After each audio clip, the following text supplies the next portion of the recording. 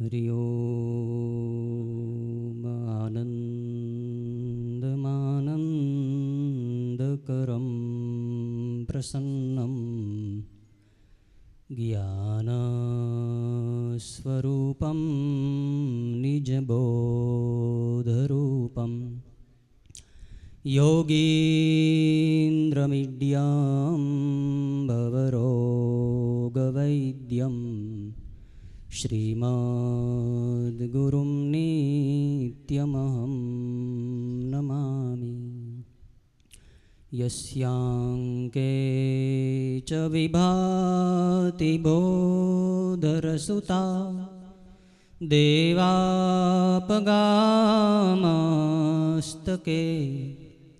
भाले बालविधुर्गले च गरलं यस्योरसि व्यालराट् सोऽयं भूतिविभूषणः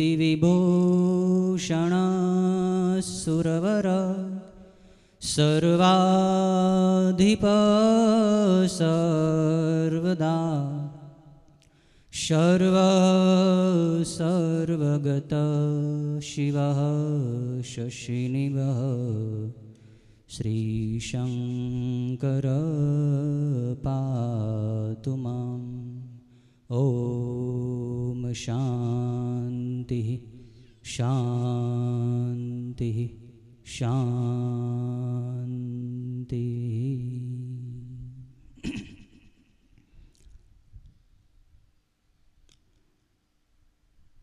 अपना सौना हृदयમાં આત્મ સ્વરૂપે નિત્ય વિદ્યમાન બ્રહ્મલીન પૂજ્યપાદ ગુરુદેવના ચરણારવિંદમાં शतकोटि साष्टांग दंडवन नमस्कार।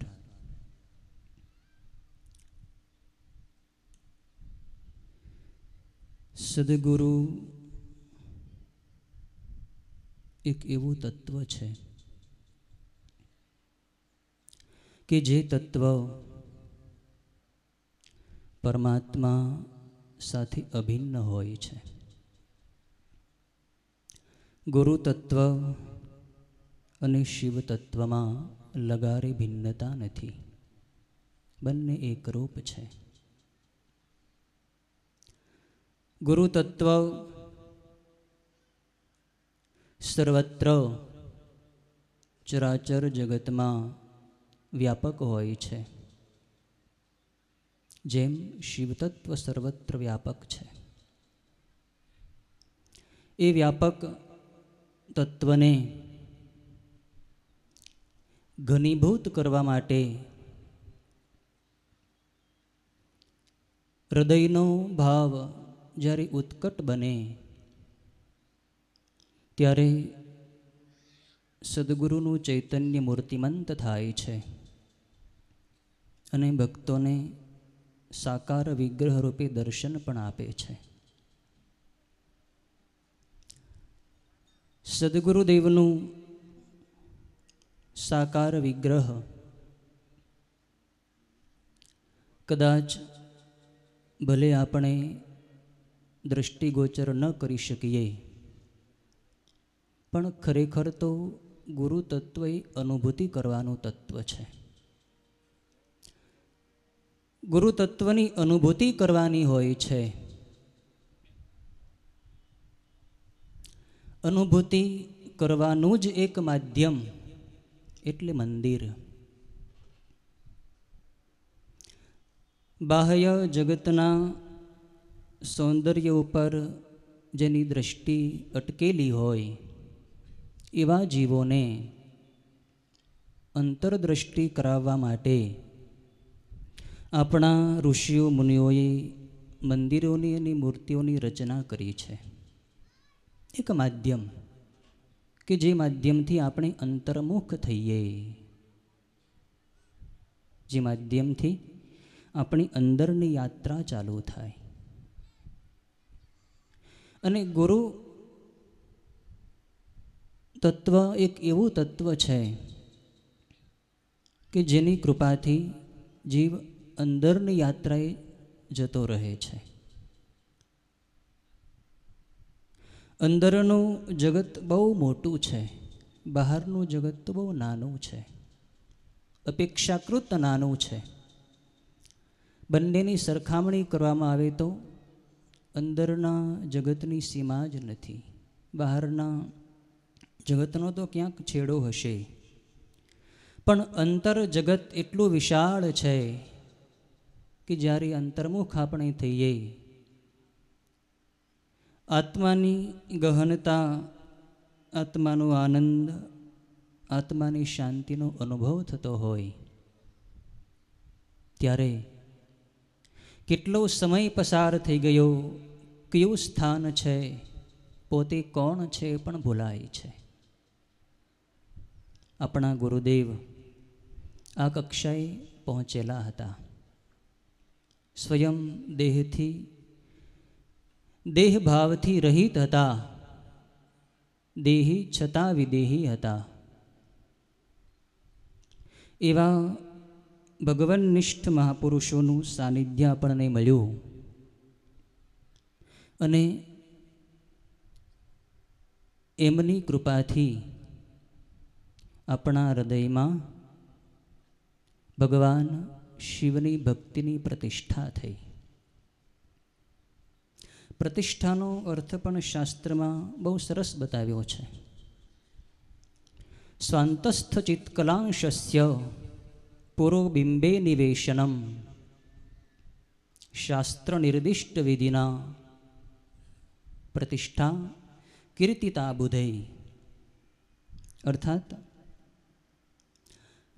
પરમાત્માની જે વ્યાપક ચેતના આપણી અંદર રહેલી છે, એ જ ચેતનાને શાસ્ત્રમાં બતાવેલા વિધિ વિધાન અનુસાર સામે બિરાજમાન મૂર્તિમાં પ્રવાહિત કરવી એટલી પ્રતિષ્ઠા.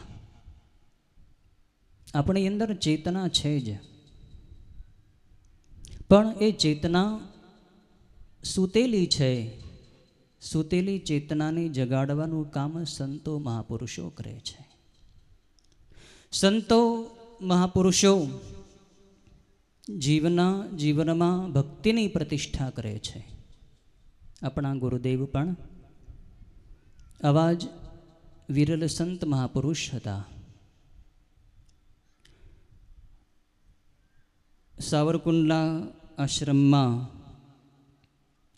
નિર્માણ પામેલ ગુરુદેવનું મંદિર એટલે એક એવા સંતનું મંદિર કે જેમણે આપણા જીવનમાં ભક્તિની પ્રતિષ્ઠા કરી. એક એવા સંતનું મંદિર કે જેમણે પરહિત કાજે પોતાના સુખ ઉપર પૂર્ણ વિરામ મૂકી દીધા. પોતાના સુખને ધ્યાનમાં લીધું જ નહીં, બીજો કેમ સુખી થાય, માનવ કેમ દુઃખમુક્ત થાય, આવી જ ભાવના હતી ગુરુદેવની. ગુરુદેવે માનવ મંદિરોનું નિર્માણ કર્યું છે. પથ્થરના મંદિર બનાવવા સહેલા છે, ઈંટ સિમેન્ટ ચૂનાના મંદિરો બનાવવા સહેલા છે, પણ માનવ મંદિર બનાવવા બહુ કઠિન છે, બહુ અઘરું છે. માણસોનું ઘડતર કરવાનું, જે અનેક વાસનાઓથી દોષોથી ખરડાયેલા જીવો હોય એને દોષમુક્ત કરવા સહેલી વાત નથી. ઘરનો મોભી માણસ હોય, ઘરના છોકરાઓને સુધારી ન શકે. ગુરુદેવે કેવા કેવા પાપી જીવોને પાપમાંથી મુક્ત કરાવ્યા, ઉન્માર્ગમાંથી પાછા વાળી સન્માર્ગે ચડાવ્યા. સ્વાર્થી સમાજને સેવામાં લગાડી દીધો. આવા ગુરુદેવના જીવનમાં માનવ સેવાની ગંગા લહેરાતી હતી. ગુરુદેવને તો માનવ મંદિરો જ બનાવવા હતા. કેટલી ઉત્કટ ભાવના હતી ગુરુજીની માનવ સેવાની.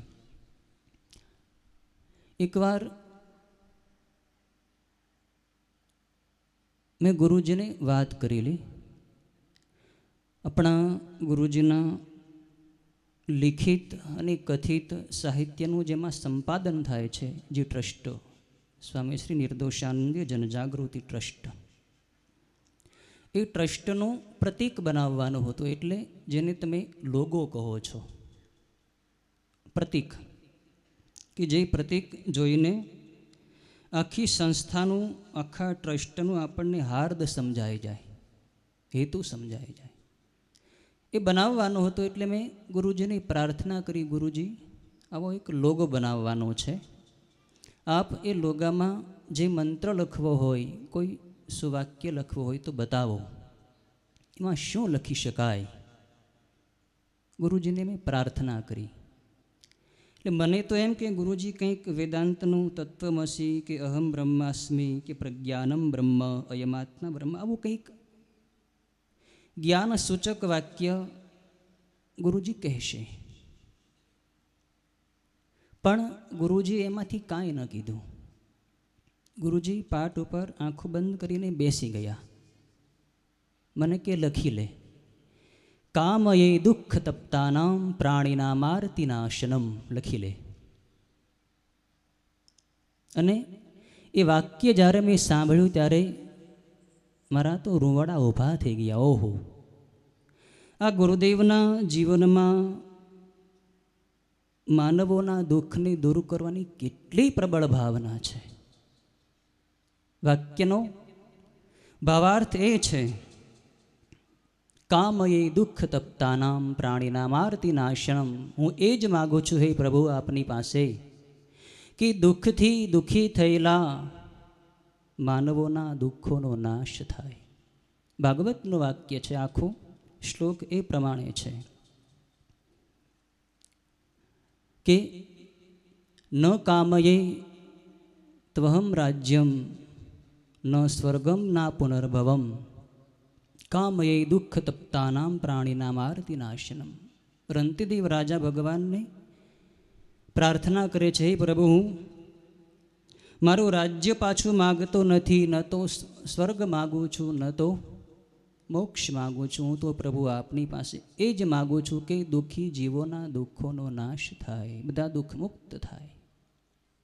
ગુરુજીની આ જ ભાવના હતી, બધાના દુઃખો કેમ દૂર થાય.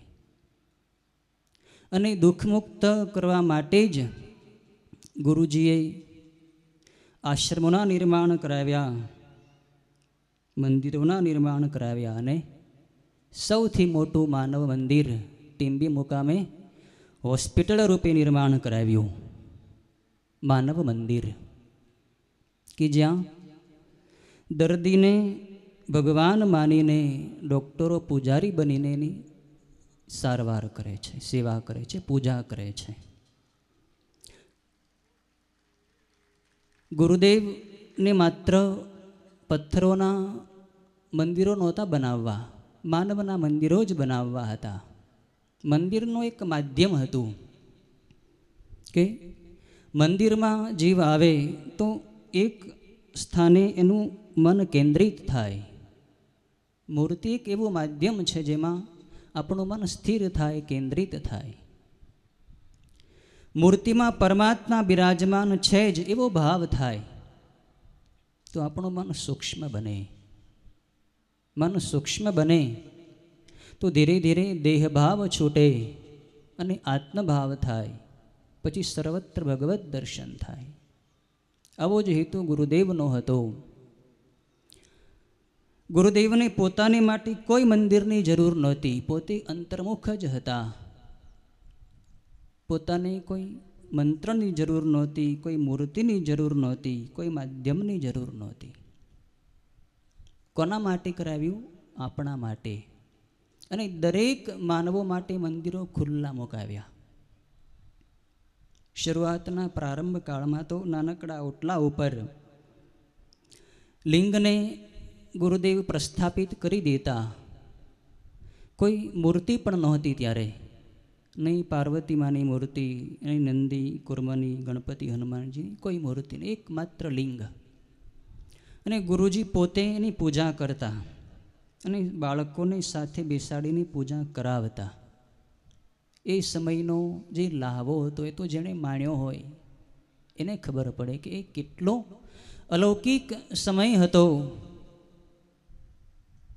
કે ગુરુજી પોતાની સાથે બેસાડીને શિવાલયમાં આપણને ભગવાનનો અભિષેક કરાવતા, મંત્રો બોલાવતા, પૂજા કરાવતા અને છેલ્લે પ્રાર્થના કરાવતા, રડાવતા. ગુરુજીએ પૂજાના માધ્યમથી લોકોના પાપોને દૂર કરાવ્યા, પૂજા શીખવાડી અને પૂજામાં માત્ર ક્રિયા નહીં પણ ભાવનું સિંચન કર્યું, ભાવ રેડ્યો. કોઈ શુષ્ક ક્રિયાકાંડ ન શીખવાડ્યા પણ અંદરનો ભાવ જાગૃત કર્યો કે તમે ભગવાનના છો, ભગવાન તમારા છે એવું માની લ્યો અને ભગવાનની પાસે રડો. રડશો તો અંતઃકરણ શુદ્ધ થશે, રડશો તો પાપ ધોવાશે. ગુરુજી સ્વયં રડતાને આપણને રડાવતા. ગુરુજીને પોતાને માટે તો રડવાનું કાંઈ હતું જ નહીં, પણ આપણા માટે રડતા. સ્વયં આત્મનિષ્ઠ હતા. સંન્યાસીઓને કોઈ મંત્રની જરૂર નથી હોતી, કોઈ ક્રિયાની જરૂર નથી હોતી, પૂજા સાહિત્યની જરૂર નથી હોતી. શિવપુરાણમાં તો સંતો મહાત્મા સંન્યાસીઓને ભગવાન શિવની પૂજા ભસ્મથી જ કરવાનું વિધાન બતાવ્યું છે. સંન્યાસીઓએ ભસ્મ જ ચડાવવી જોઈએ, ભસ્મ જ નિવેદન કરવી, ભસ્મ જ ભગવાનની વિલેપન કરવી, ભસ્મનો અભિષેક કરવો, ભસ્મથી જ બધું કરવાનું અને ઓમ મંત્ર બોલવાનો. સંન્યાસીઓને કોઈ મંત્રની જરૂર નથી હોતી. પણ જગતના જીવોને બોધ મળે એટલા માટે ગુરુજીએ પોતાની ઉચ્ચ સાધનામાંથી નીચે આવીને આપણને પૂજામાં જોડ્યા, ભક્તિમાં જોડ્યા અને છેલ્લે સેવા પણ બતાવી. તમે માત્ર ભગવાનના મંદિરમાં જ ભગવાનની પૂજા ન કરો, જગતના જીવોમાં ભગવાનના દર્શન કરીને એને પણ તૃપ્ત કરો. ભગવાનની ઉપાસના કરવા માટે શ્રેષ્ઠ જીવંત પ્રતિમા હોય તો એ માનવ પ્રતિમા છે. માનવ પ્રતિમા, માનવ મૂર્તિમાં મહાદેવ બિરાજમાન હોય જ છે. એને તમે તૃપ્ત કરશો તો ભગવાન રાજી થશે. તમે માણસોને રાજી કરો, પ્રસન્ન કરો, દુઃખી જીવોને દુઃખમુક્ત કરો. આવો ગુરુજીનો બોધ હતો. માત્ર મંદિરમાં તમે જાઓ, પૂજા કરો, આરતી ઉતારો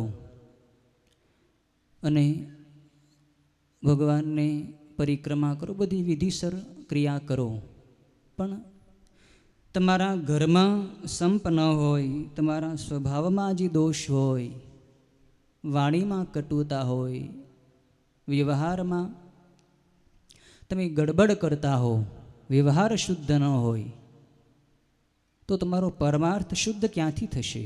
પહેલાં વ્યવહાર સુધારો, પહેલાં સ્વભાવ સુધારો, તો ભગવાન તમારી પૂજા સ્વીકારશે. ગુરુજી સ્વભાવ સુધારવા માટે જ મંદિરો બનાવરાવ્યા. સ્વભાવને પહેલાં શુદ્ધ કરો. સ્વભાવ નહીં સુધરે તો તમને મંદિરમાં, મૂર્તિમાં ભગવાન નહીં દેખાય. સ્વભાવ નહીં સુધરે તો તમારી ઉપર ભગવાન પણ પ્રસન્ન નહીં થાય. સ્વભાવ શુદ્ધ કરો. આપણા વાણી, વર્તન, વ્યવહારથી આપણા પરિવારના લોકોને દુઃખ તો નથી ને એ વિચારો. આપણી આસપાસનો સમાજ આપણા વાણી, વ્યવહાર, વર્તનથી રાજી તો છે ને એ વિચારો. સૌથી પહેલાં તમારી આસપાસના લોકોને રાજી કરો અને વ્યવહારને સુધારવા માટે વિચાર શુદ્ધિ કરો. વિચાર શુદ્ધ હશે તો જ આચાર શુદ્ધ થશે. વિચાર સારા કરો, કોઈના પ્રત્યે ખરાબ વિચાર જ નહીં, કોઈના પ્રત્યે ખરાબ ભાવ જ નહીં. બધાની અંદર ભગવાન જ બિરાજે છે.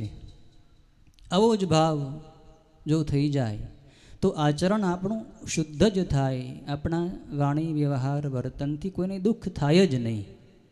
પણ વિચાર જ અશુદ્ધ હોય તો આચાર અશુદ્ધ થશે જ. જેવું અંદર હોય એવું બહાર આવે જ. અંદર શુદ્ધ હશે તો બહાર પણ શુદ્ધ જ રહેશે. અંતઃકરણની શુદ્ધિ કરો. અને અંદરની શુદ્ધિ કરવા માટે ધ્યાન. ધ્યાન સાધના એવી સાધના છે કે અંદરના કચરાને કાઢી નાખે છે, અંદરના દોષોનું જ્ઞાન કરાવે છે. ધ્યાન સાધના એવી સાધના છે કે જે તમને અંતર્મુખ કરે છે, પરમાત્મા સાથે મિલન કરાવે છે. દૃષ્ટિમાંથી જડતાનો નાશ થાય, દેહભાવનો નાશ થાય અને પછી સદાય પ્રસન્નતાનો અનુભવ થાય. ધ્યાન નિયમિત કરો. ગુરુજી જ્યારે જ્યારે પણ સત્સંગ કરાવતા ત્યારે પહેલાં ધ્યાન જ કરાવતા. 15 મિનિટ, 20 મિનિટ, અડધો કલાક, ક્યારેક પોણો કલાક ધ્યાન કરાવતા. પછી થોડો ઉપદેશ. શ્રોતાઓનું જેવું પાત્ર હોય, જેવી લાયકાત હોય એ પ્રમાણે ગુરુજી પીરસતા. પહેલાં ધ્યાન, પહેલાં એકાગ્રતા. એકાગ્રતા થાય તો જ તમે બરાબર સાંભળી શકો. પહેલાં એકાગ્રતા કરો. કોઈ પણ કાર્ય શરૂ કરતાં પહેલાં તમે તમારા ચિત્તને સ્થિર કરો. પૂજા આપણે કરીએ છીએ તો પૂજાના પ્રારંભમાં પણ ધ્યાન જ આવે છે અને પૂજાના અંતમાં પણ ધ્યાન આવે છે. તો છેલ્લે અને પહેલે ધ્યાનસ્થ જ થવાનું છે. ધ્યાનસ્થ થશો તો જ તમે યથાયોગ્ય સુચારુ રૂપે પૂર્ણ શક્તિથી કાર્ય કરી શકશો. તે વિશ્રામ જરૂર મળશે. પણ તમે કાર્ય ડંગધડા વગરનું કર્યું હોય, સ્વાર્થ ભાવથી કર્યું હોય, મને કંઈક મળી જાય, મને લાભ મળી જાય, તો સ્વાર્થયુક્ત કર્મની અંતે વિશ્રામ મળતો નથી, અશાંતિ રહે છે. નિસ્વાર્થ ભાવથી કરેલું નાનામાં નાનું કાર્ય પણ પરમાત્માની પૂજા બની જાય છે. સ્વાર્થ છોડીને કાર્ય કરો. પણ માણસને સ્વાર્થ કેટલો બધો હોય છે. જગતના જીવોની પાસે તો સ્વાર્થ હોય, ભગવાનની પાસે સ્વાર્થ, ભગવાનની પાસે અપેક્ષા. મંદિરોમાં જાય તો ભગવાનની પાસે કેટલું બધું માગે. મંદિરો બનાવવામાં દાન આપે તો એમાંય અપેક્ષા હોય કે હું આ દાન આપું એના બદલામાં મને કંઈક પુણ્ય મળે. કોઈક જ એવો નિસ્વાર્થી દાતા હોય કે જે કોઈ પણ અપેક્ષા રાખ્યા વગર, નામની, પ્રશંસાની, માનની અપેક્ષા રાખ્યા વગર ગુપ્ત દાન કરતા હોય. એવા નિરભિમાની ગુપ્ત દાતાઓ કોઈ વિરલા જ હોય છે. બાકી દાન પાછળ પણ મોટી મોટી આકાંક્ષાઓ હોય. લોકો મને સારો સમજે, મારી વાહવાહ થાય, મારી પ્રશંસા થાય. આ બહુ અધોગતિ કરવાવાળી વાત છે. આ અપેક્ષા રાખવી એ આપણા આધ્યાત્મિક વિકાસના માર્ગમાં મોટું વિઘ્ન છે. અપેક્ષા જ્યારે છોડશો ત્યારે જ અંદરની યાત્રા ચાલુ થશે. નિષ્કામ બનશો, નિર્મમ બનશો, નિરહંકાર બનશો, ત્યારે જ તમે આત્મસ્થ થઈ શકશો.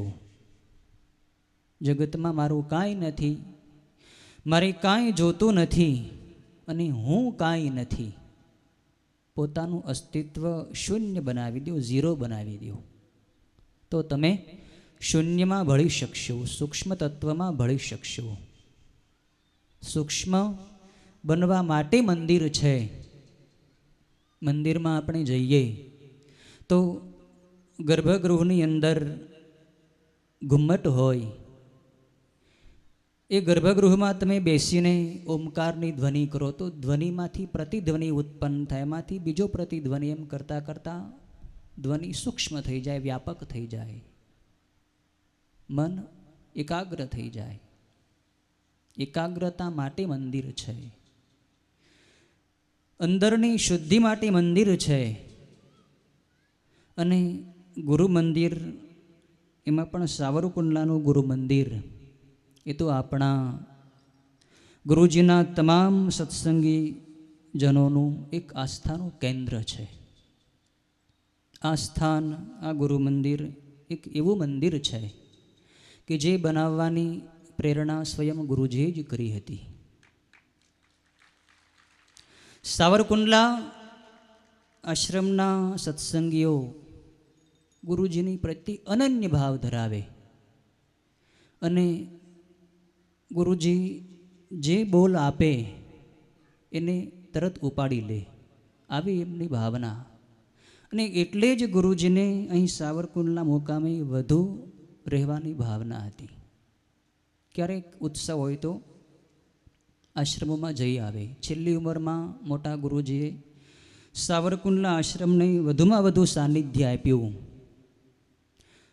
તો સાવરકુંડલા આશ્રમના સત્સંગીઓનો ભાવ હતો, ટ્રસ્ટીઓનો ભાવ હતો. એમાં ખાસ મનજીભાઈનો ભાવ એવો હતો, ગુરુજીની સાથે ખુલ્લા હૃદયથી વાત કરતા અને ગુરુજીની પ્રત્યે અનહદ પ્રેમ હતો. બધી વાત ખુલ્લી કરી દે ગુરુજીને. પોતાનું જે અંદરના દોષ હોય, પોતાની ભૂલ હોય એ પણ ગુરુજીને કહી દે. એટલે ગુરુજીને એણે વાત કરી, ગુરુજી અમારે તમારી મૂર્તિ પધરાવવી છે, તમે અમને આજ્ઞા આપો. ગુરુજી કે નહીં, મૂર્તિ અત્યારે નથી પધરાવવાની, જ્યારે આ શરીર ન હોય ત્યારે તમારે જે કરવું હોય તે કરજો. તો વનજીભાઈએ વાત કરી ગુરુજીને, કદાચ તમે મૂર્તિ અહીં આશ્રમમાં અમને ન લાવવા દો તો હું મારા ઘરે મૂર્તિ રાખી મૂકીશ અને પછી હું મૂર્તિ પધરાવીશ, પણ તમે મને બનાવવાની આજ્ઞા આપી દો. ગુરુજી કહે નહીં. મનજીભાઈ કે આ મારું શરીર કદાચ નહીં રહે તો પછી શું થાય?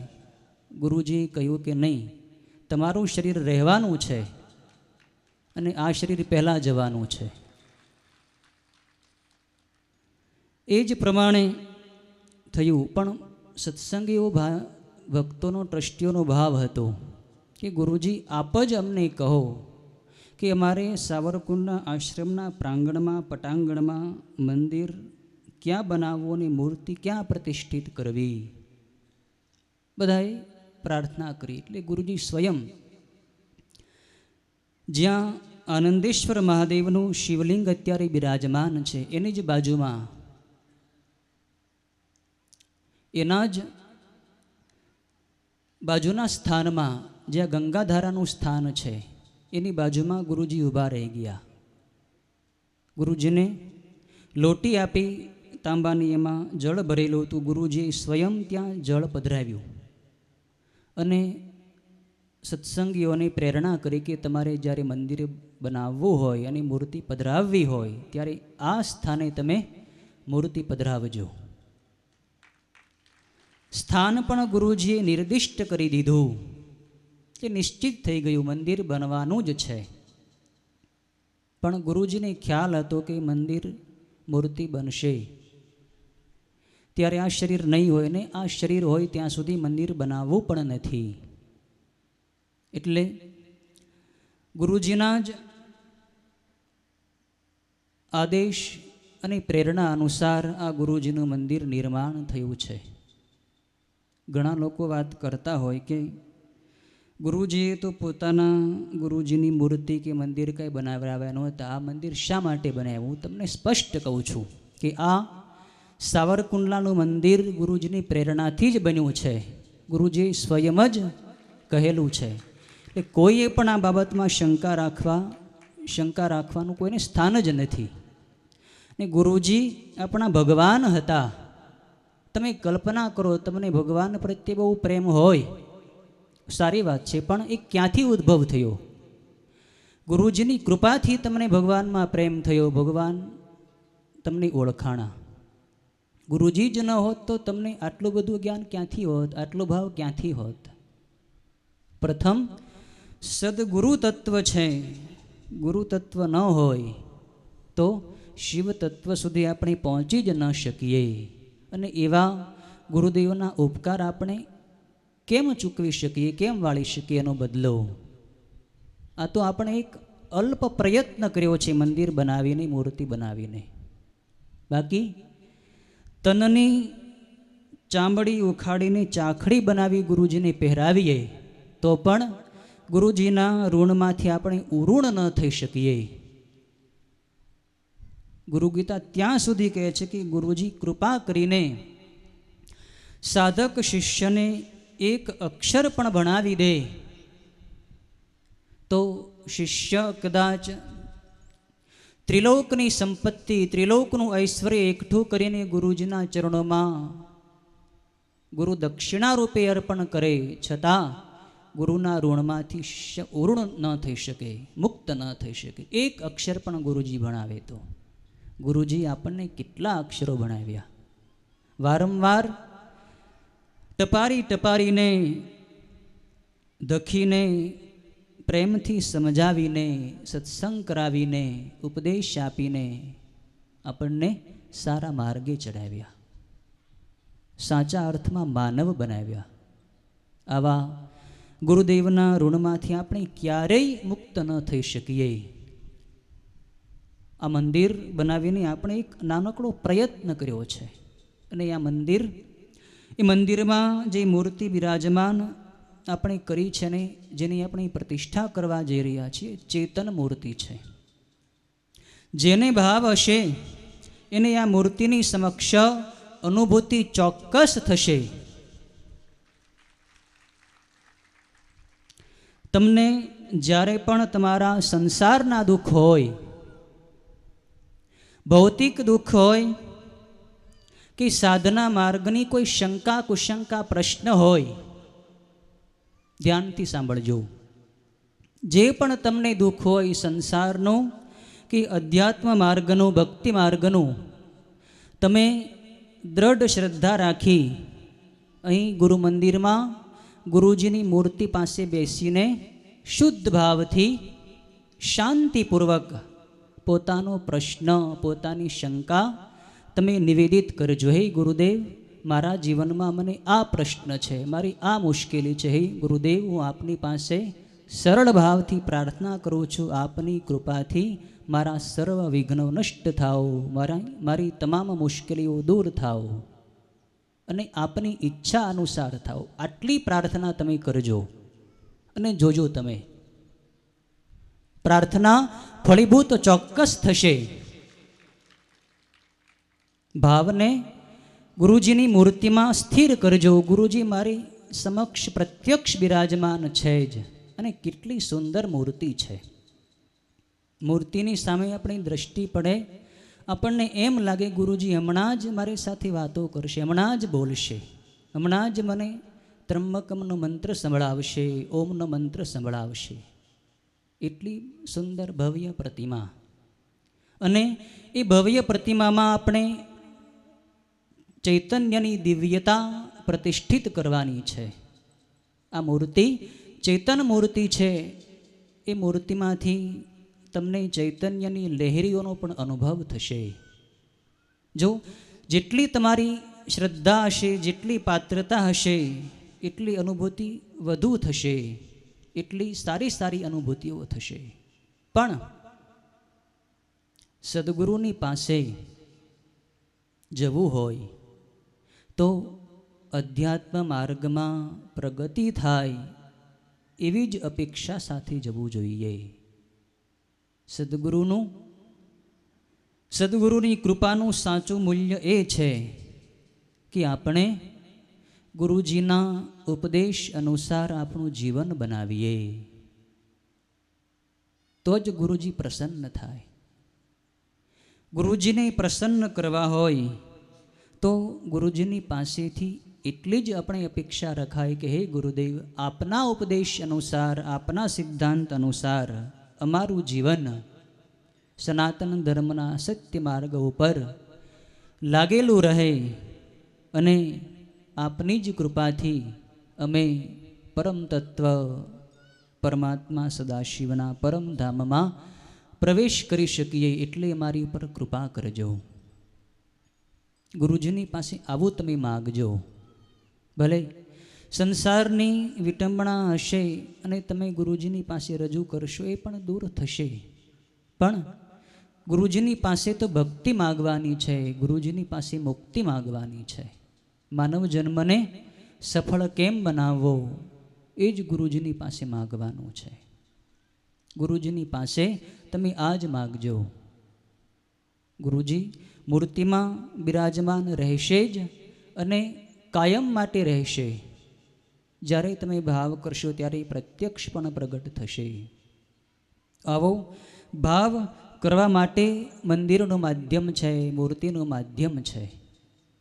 તો આ પ્રાણ પ્રતિષ્ઠાનો સમય હવે નજીક આવી રહ્યો છે.